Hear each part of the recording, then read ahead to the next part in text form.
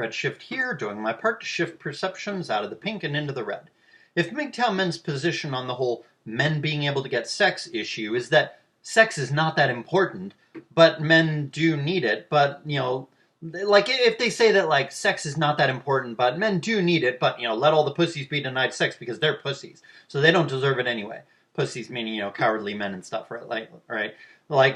These beta pussies, you know, they don't deserve it, so let's just deny them of the ability to get sex, right? Like, let's be ruthless MGTOW men who get as much as we want, as much sex as we want, because that's right, and that's good, and that's proper, and that's Darwinian, and that'll breed all the pussies out of existence. Well, number one, MGTOW men are not breeding, so automatically that's a fallacy. It's invalid. It's not logical. Because the pussies may be pussies, but, you know, a lot of them are breeding, so is that what you want? But even then, women will settle down with the pussies and breed, even if you're denying the pussies sex. If you're denying the men's sex, if you're denying the coward sex, that doesn't mean they're not going to breed. It just means they don't get sex until they're 30 or 40 or whatever, and then they got to settle for some used-up slut who's not even that attractive, and then have kids with her, right? So they still get to breed. I mean, not all of them. A lot of them don't, but a lot of them do still, right? You know, maybe in a lot of cases, she won't breed with them because she's at the end of her fertility, or maybe she'll breed with them but not have a lot of kids, right? But in a lot of cases, she will still be able to have kids with them, at least one kid, right? So that means that the MGTOW men will be breeding themselves out of existence by not breeding, and maybe they're slowing down the breeding numbers of regular men, cowardly men, but they're not completely stopping it. And if MGTOW men are not breeding at all, and the cowards are each having one kid, that's still dysgenic, right? That's number one. And number two, that viewpoint is invalid. That we're just going to deprive all the cowardly men of sex. It's invalid because goodness is a fragile thing. Societal functionality is a fragile thing. Just because computers are fragile doesn't mean they're not valuable. And just because some other things are fragile doesn't mean they're not valuable. Just because something is fragile does not mean it's not valuable and or good, right? Just because goodness is fragile does not mean it's not valuable. Doesn't even mean that it's not indispensable. You know, just because something's fragile doesn't mean it's not indispensable. I contend that morality is necessary to societal stability and the survival of the human race, and so it doesn't matter how fragile morality is. It has to be preserved. It has to be sustained, or else humanity will go extinct from internecine warfare, resource depletion, race to the bottom destruction of the environment, etc. So acting like, who cares if we deny all the normal men's sex? Normal men are beta losers. This just means that we're just going to have a bunch of promiscuous, short-sighted, reckless, psychopathic, callous men going around fucking all the women and all the regular guys who are like, you know, more gentle, more far-sighted, more wise, more compassionate. These guys are going to be cut out of the dating and sex and procreation market. And is that really what you want? You really want to make humanity more psychopathic? Like, even if these top men are getting all the sex, even if they are breeding, I mean, is that what you want? You want, like, humanity to become more psychopathic, more callous, more short-sighted, more reckless, more hedonistic? Is that really what you want?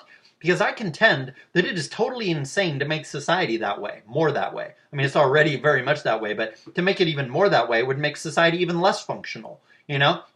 The reason society is as fucked up as it is because it's already too much that way. Too short-sighted, reckless, cowardly, callous, psychopathic, hedonistic, etc.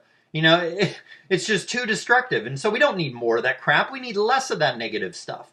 And cutting the good guys out of the dating and sex and love and procreation market is not going to make that problem go away. You know, it's not gonna fix that problem. It's gonna make the problem worse. You know, because there are going to be fewer good guys dating. I mean, fewer good guys being born because of fewer good guys getting to have sex and have kids, right? So it's going to make it so that the next generation there's more people with bad genes, genes of callousness and hedonism and self-destructiveness and short-sightedness and psychopathy, right?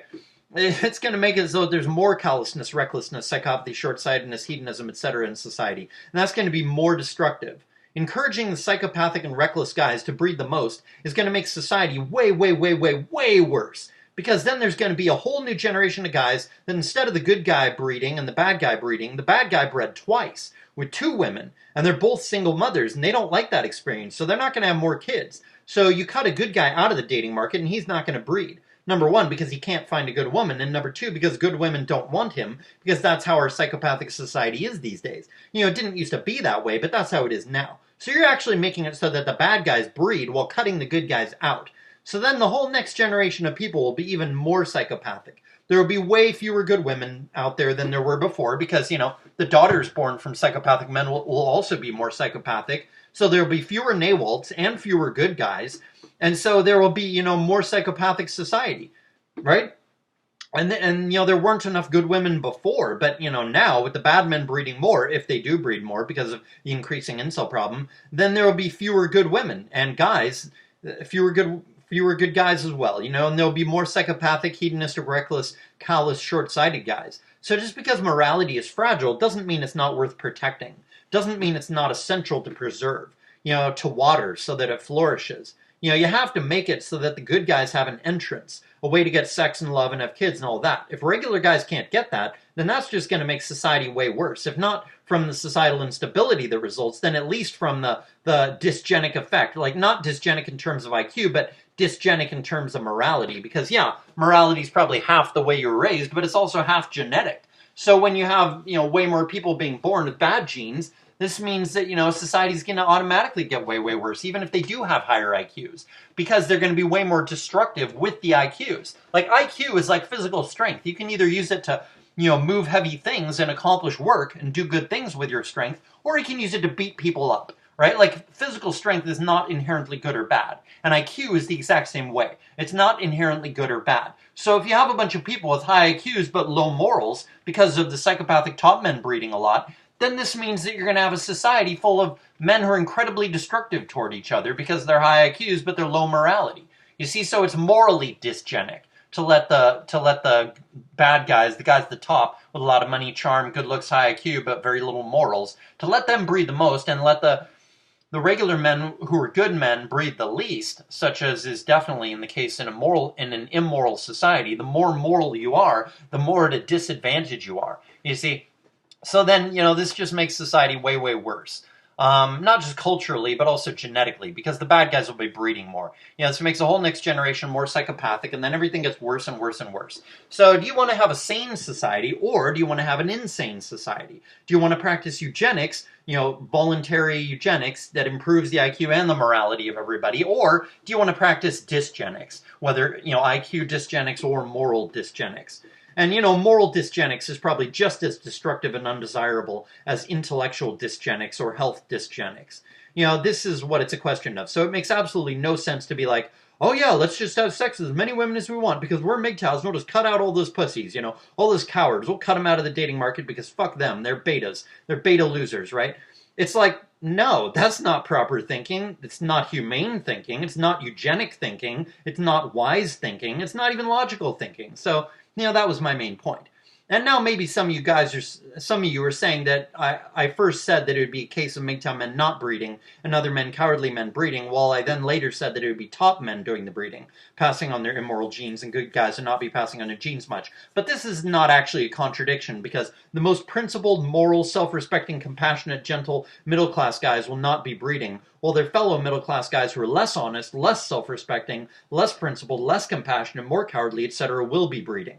And top guys who have the best genes in terms of intelligence will be breeding far less than the sex that they're having would indicate that they should be having kids, right? Such as would be the case if there were no birth control. These promiscuous guys would be having a ton of kids, but, today they're not having a ton of kids, even though they're having just as much, if not more sex than they ever had in the past, like a few hundred years ago, right?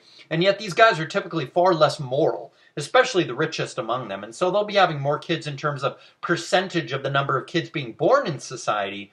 And so the worst among the middle class will be breeding more than the best among the middle class, and the worst among the highly intelligent will be having more kids in terms of percentage of the population of the whole country than they should be having. But they will be having less in terms of, compared to what they had in the past, right?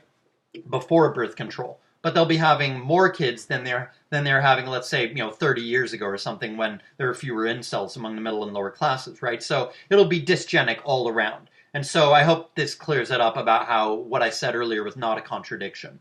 This has been Redshift. I hope someone got something out of this video. Peace trucks for promiscuous men, because they are the root cause of gynocentrism. And if these promiscuous men were not so selfish, arrogant, and hedonistic, they would see this fact. That gynocentrism is caused by the promiscuity of the men at the top. They would see it and accept it, because it is one of the most obvious things in the world, especially if you're lucky enough to experience the shortcut of having it pointed out to you instead of having to figure it out yourself. It took me a few years to figure it out, but once I figured it out, I found it shocking that it took me that long to figure it out, because it's so obvious and undeniable. It's simple basic elementary school math. That when you have, serial monogamy, that turns 50% of men into incels. And when you have the top 20% of men having two fuck buddies for their whole, 40-year career of libido, that means, 80% of men are incels. And if those top 20% guys each had three fuck buddies each for 40 years, that's more than 100% of women. There wouldn't even be enough women in the country for that to be possible. Like, this is basic elementary school math, and it's kind of shocking that, like, no one else is talking about this.